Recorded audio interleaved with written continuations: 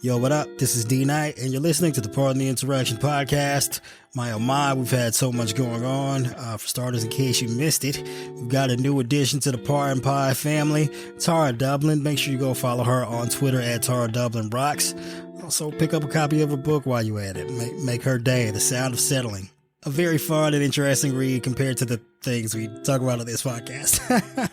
But yeah, we're heading toward the do or die time for the 2024 election. Go ahead and hit up JoeBiden.com. Get that man like $1 a month or something. Help his campaign staff up and get prepared to try and save our democracy. And make sure to grab like one other person you know and tell them about the podcast. Make sure they subscribe and tune in every single week. We got a lot of things coming up for you this year. We need all the support that we can get. So if you do your part and help us grow our audience, we'll do our part and help elect Joe Biden in 2024 and save American democracy.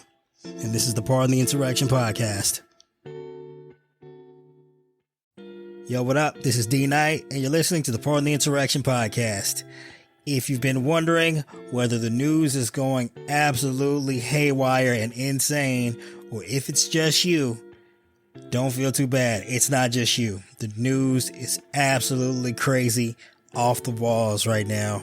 There's non-stop developments in every single area of the news, from the geopolitical landscape abroad to Trump criminal trials, to Trump civil trials, to members of Congress being indicted. It's nonstop. It's more than any one person can keep up with. But I'm going to try and help you out with that. But before we get to the news, let's give a shout out to our sponsor, Sheets and Giggles. My homie Kyler D. McIntosh, I talk about this dude all the time. You absolutely got to check him out on the threads and the Twitter. He's a fantastic guy. It's very refreshing to have a CEO of a successful company and not be a megalomaniac or a sociopath like Sam Bankman-Fried and Trump and such. So if you want to support the company of a guy who can weave a path between being in support of Israel and yet not in support of Hamas, and also be in support of the Palestinian people, but be critical of Benjamin Netanyahu, here you go. And go ahead and pick up a set of sheets from sheetsandgiggles.com. They're just as amazing and soft and wonderful as he is. Although I've never slept under him at night. Yeah, I don't know where this analogy is going, but if you'd like if you'd like a discount, we got some links in the show notes for you to do that. And if you feel like it, give Colin a follow on one of the social medias and tell him I said what's up from Pardon the Interaction.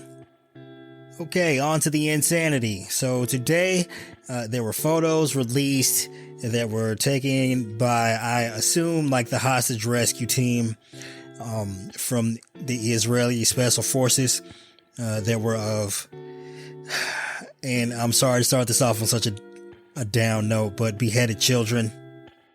Hamas took it on themselves to capture nearly 40 babies and young children, decapitating some of them.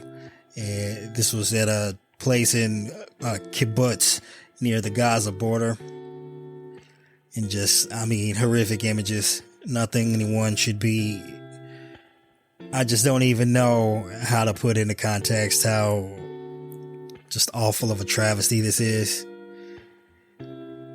Yeah, it's just your boys having a tough time. Kids dead, kids beheaded, families shot down. It's dark shit, man. Dark shit.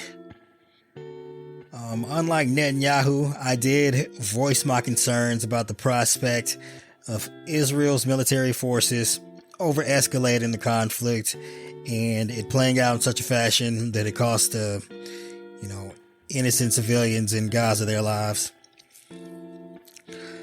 And while that is a major concern, and we can't expect anything good out of Netanyahu for sure. I think we all know that. Those soldiers on the ground, after seeing horrors like this, I'm not endorsing the idea that those soldiers on the ground go overboard. But man, they got to take these dudes out. And apparently Hamas has, more than a dozen U.S. citizens being held hostage as we speak. I'm absolutely sure the first thing President Biden did was get in touch with Netanyahu's people. And I assume with the expertise provided by our own military intelligence, they'll be putting together a plan to try and see those people to safety. I mean, it's a precarious spot. I don't know if you know the nature of like the layout of Gaza. I don't know it super well, but I do understand it to be a city of tunnels. And I would assume that the militants holding the people hostage have them in a place that's very precarious for Israeli forces to launch an assault in an attempt for a rescue. I do hope Biden is attempting to institute a plan, but even if they do attempt to execute some sort of retrieval, just the odds are very slim of that being successful. I just gotta lay it out there for you. If this does happen to go wrong, I would say that just don't use this as an opportunity to lay the blame at the foot of Biden's administration. I don't think there's an administration in the history of the United States that would be able to pull off some kind of military search and rescue that retrieve these hostages alive. And, hopefully there is a diplomatic solution, but just given the nature of the attacks on the Israeli people and the methods they've employed so far, I just wouldn't count on there being a diplomatic solution either. Them's just the breaks. And of course, over the weekend, Republicans were wildly active on the Twitter asking, where was Biden? What's he doing? Is he hiding in the basement and whatnot? Well, what Biden was doing was being in constant contact with our allies abroad and getting them to come together in unison in support of Israel and denouncing Hamas and allocating the resources that Israel needs in order to find a solution to the problems they're facing in Gaza with Hamas. And not only that, he somehow found time to be interviewed by the special counsel Robert Hur, who was investigating the documents that were found in Biden's office and home.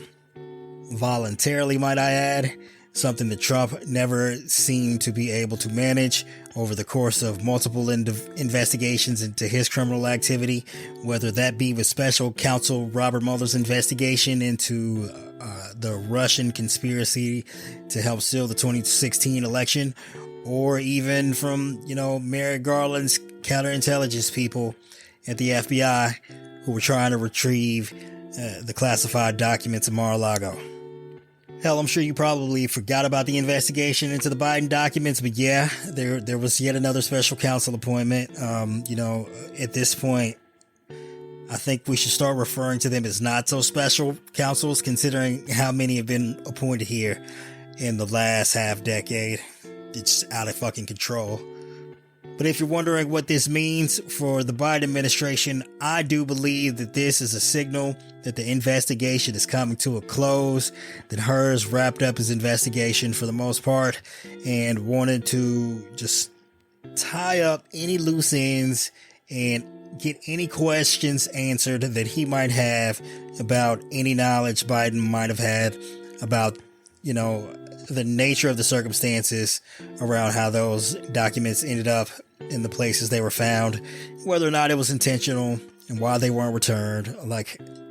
And I'm sure for the most part, Biden's probably just going to tell them the truth, that his staff was responsible for making sure the documents were secure and returned to the proper location for their storage, and oversights happen. There's literally a word for this. It's called a spill in intelligence circles. And, there's so many classified documents that are in the possession of people who are authorized to have them. And, occasionally you just have accidents where documents are misplaced or left in a place that they shouldn't be. And the point here in Biden's case, unlike Trump, is that Biden and his entire team cooperated. They're the ones who voluntarily turned over the documents to the Department of Justice and NARA, and made sure that they did absolutely nothing whatsoever to obstruct the investigation, unlike Trump, who stole the documents purposely, refused to return them when asked, and then played a shell game trying to hide them from NARA and as well as investigators and even his own lawyers, even after having been subpoenaed for the fucking documents. So I imagine, Her's gonna get his questions answered. He's, gonna check a few things off a list, wrap this investigation up, same way as it was done with Mike Pence. Case closed. No charges. And of course, there's no evidence whatsoever to support the idea that while Biden was out of office, he was sharing secrets about our nuclear arsenal and our nuclear submarines to foreign nationals. So that's yet another way in which the investigation of Biden's activities differs from Trump.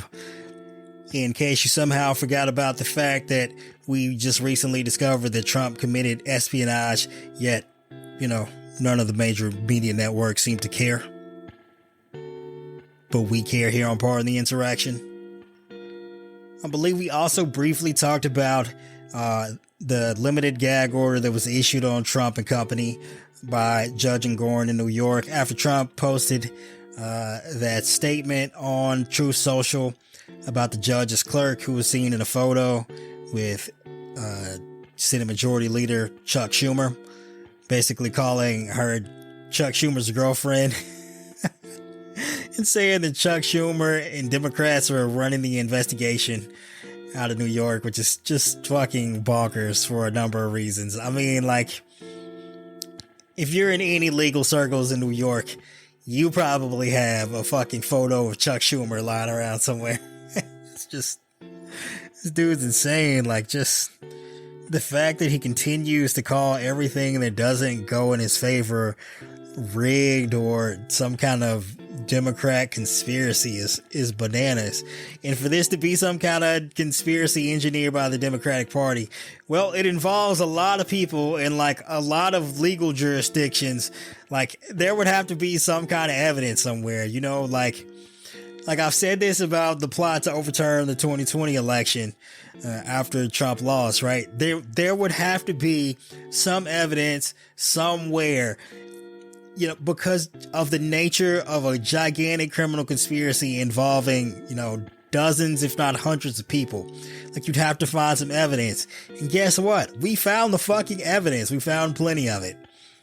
And in the case of a conspiracy to try and rig all these criminal prosecutions of Trump, that would just take so many fucking, it's too many people. There's no way that anyone could ever pull anything like that off without there being some evidence. And I'm only humoring Trump's absurd claims just to give you the opportunity to really take a second and think about how absolutely fucking absurd the accusation is. But yeah, so Engoron shut Trump the fuck up, at least in regards to his staff.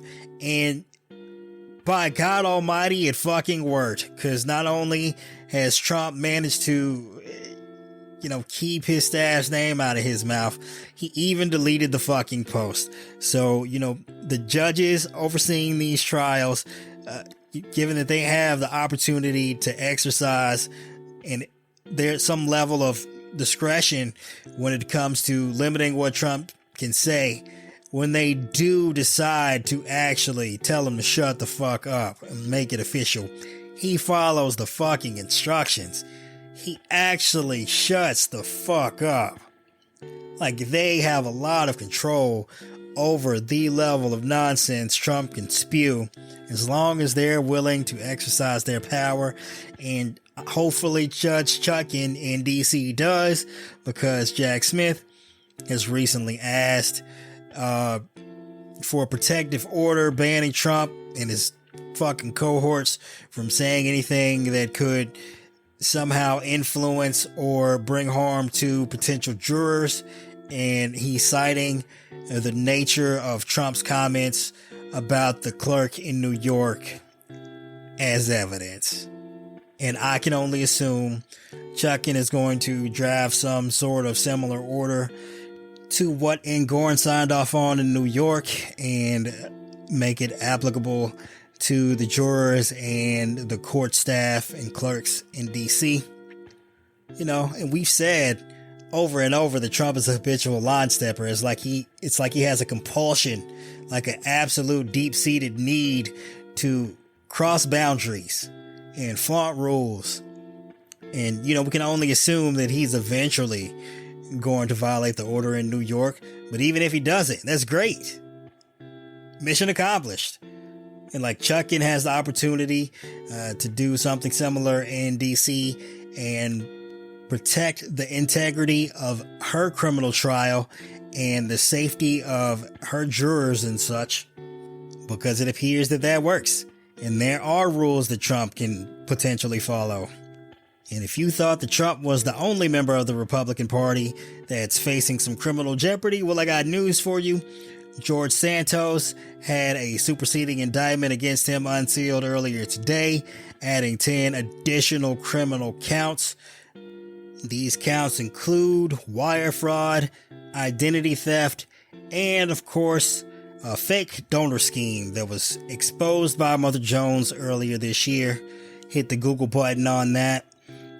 One of the things Santos is also criminally charged for is basically a credit card fraud scheme where he received the credit card numbers of donors and then repeatedly charged them multiple thousands of dollars over the course of months without their permission.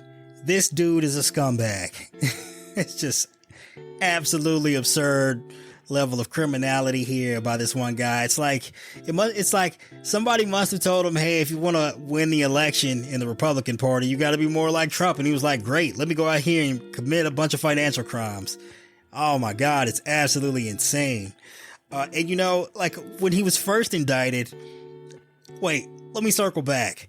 When we first found out about all the lies that he's told to get elected, that should have been a hint to Republicans to maybe, I don't know, kick this dude out of the fucking party like his entire life was a fraud.